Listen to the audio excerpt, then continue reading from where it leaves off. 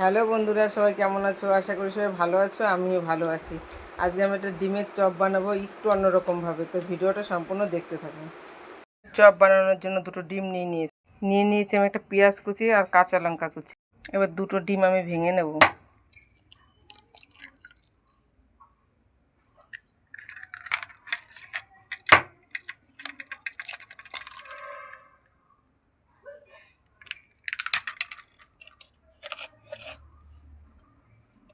পরিমাণ মতো লবণ দিয়ে আমি ফেটিয়ে নেব।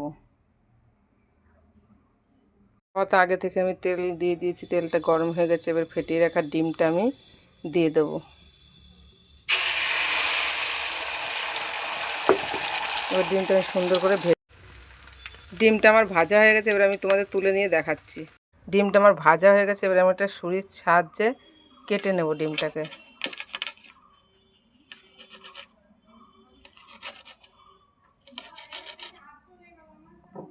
এইভাবে সবগুলো ডিম আমি কেটে নেব।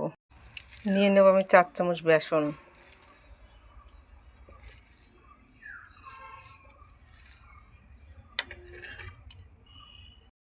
পরিমাণ মতো লবণ, অল্প একটু হলুদ গুঁড়ো। এবার আমি ব্যাটারটাকে মেখে নেব। গোলমরিচের গুঁড়ো দিয়ে দেবো অল্প পরিমাণে, কাশ্মীরি লঙ্কার গুঁড়ো দিয়ে দেবো অল্প একটু। এবার আমি ব্যাটারটাকে সুন্দর করে মেখে নিয়েছি।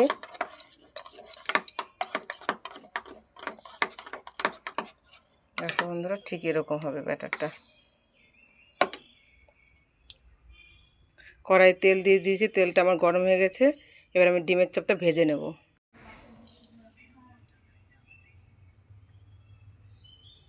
এবার ডিমের চপটা আমি